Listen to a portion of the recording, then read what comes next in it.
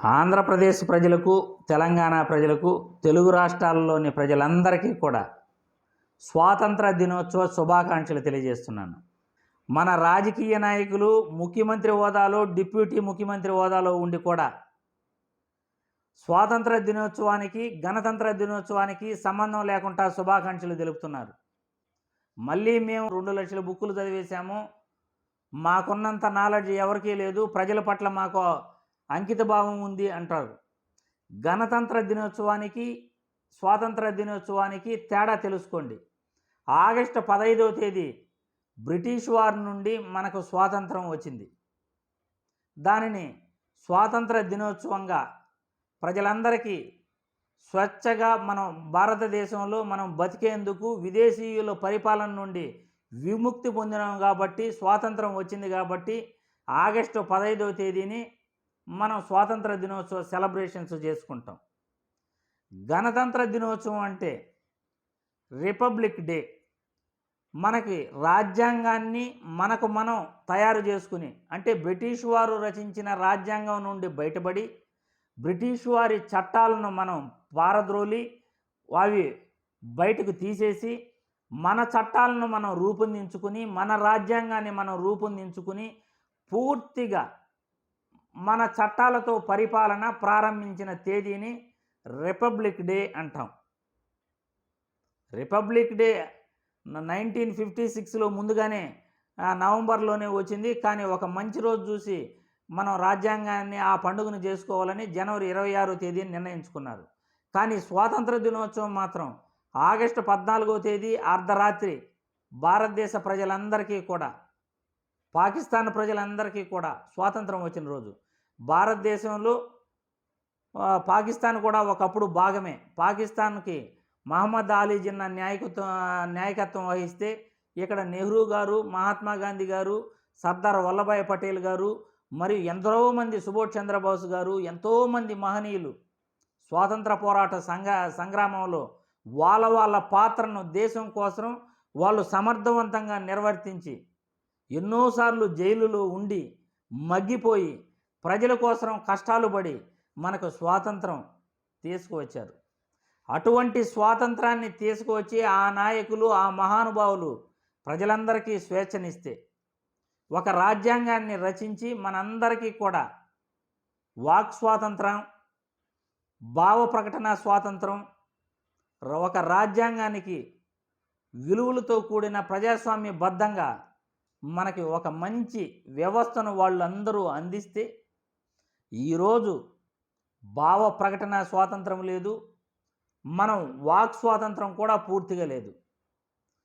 మనం రాజకీయాలలో పెద్ద నాయకులను అసలు విమర్శించే హక్కు లేదంటారు.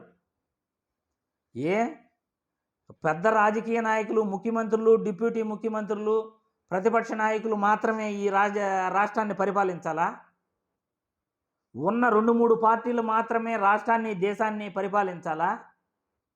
ప్రతి పౌరుడు కూడా దేశం పైన అభిమానం ఉంటే ప్రజా సమస్యల పట్ల ప్రతి ఒక్కరూ కూడా వాళ్ళ గొంతు వినిపించే హక్కు ఉంది.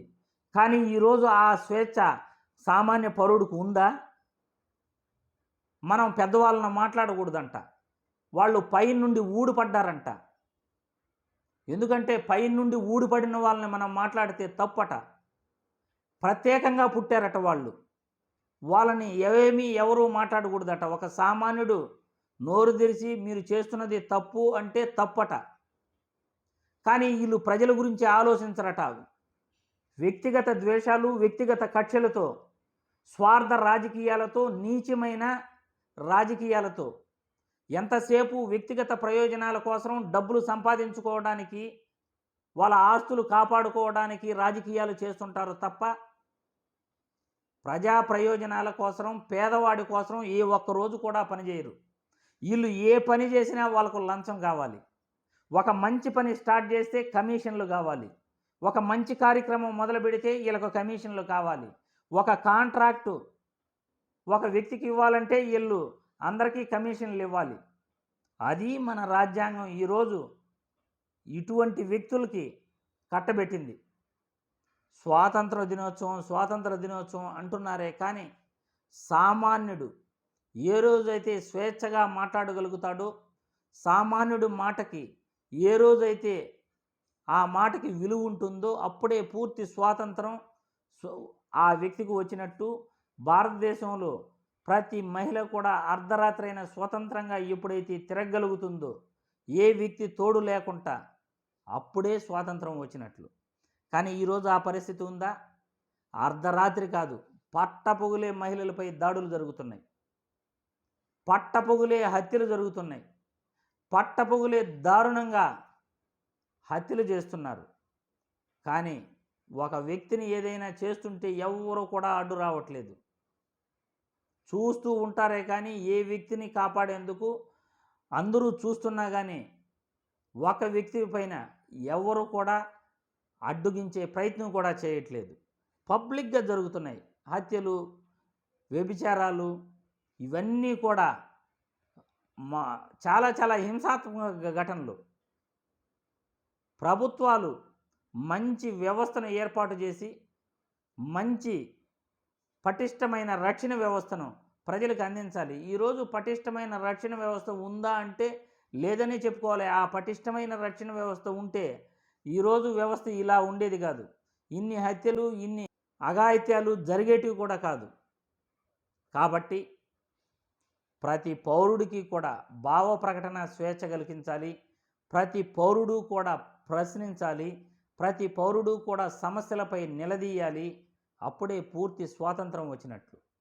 మనం భావ ప్రకటనకు, మన వ్యక్తిగత స్వేచ్ఛకు ఎప్పుడైతే నిర్భయంగా రాజ్యాంగబద్ధంగా మనం మాట్లాడిన దానికి విలువ ఉంటుందో అప్పుడే స్వాతంత్రం వచ్చినట్లు.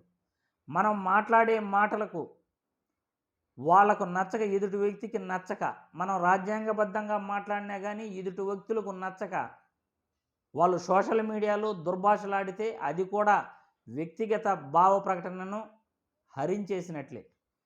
మనం చెప్పే హక్కును వాళ్ళు హరించేస్తున్నారు, అడ్డుకుంటున్నారు అని అర్థం. ప్రజాస్వామ్యబద్ధంగా వాళ్ళు డిఫెన్స్ చేసుకోవచ్చు, ఇది కాదు, ఇలా కాదు, ఇలా అని చెప్పుకునే హక్కు ఉంది వాళ్ళకు కూడా. కానీ వ్యక్తిగత దూషణలతో నోటికి ఇష్టం వచ్చినట్లు కామెంట్లు పెట్టడం, నోటికి ఇష్టం వచ్చినట్లు మాట్లాడటం, రాజకీయాల పట్ల, రాజకీయ నాయకుల పట్ల మక్కువతో సమస్యల పట్ల మాట్లాడే వాళ్ళని దూషించటం, ఇవన్నీ భావ ప్రకటనను, వ్యక్తిగత స్వేచ్ఛను హరించినట్లే. కాబట్టి స్వాతంత్ర దినోత్సవ శుభాకాంక్షలు ప్రతి ఒక్కరికి తెలియజేస్తూ, తెలుగు రాష్ట్రాల్లోని ప్రజలందరూ కూడా, ప్రతి పౌరుడు కూడా మీ బాధ్యతను మీరు సక్రమంగా నిర్వర్తించండి, సమస్యను నిలదీయండి, భావ ప్రకటనను వ్యక్తపరచండి, తప్పును తప్పు అని చెప్పండి. కాబట్టి ప్రతి ఒక్కరూ కూడా నిజాయితీగా మెలగండి. వేరే వాళ్ళ ఆస్తుల కోసం, లంచాల కోసం ఎవరు కూడా ఆశించకండి అని ఈ వీడియో ద్వారా తెలుపుతూ మరోసారి స్వాతంత్ర దినోత్సవ శుభాకాంక్షలు తెలియజేస్తున్నాను. జై హింద్.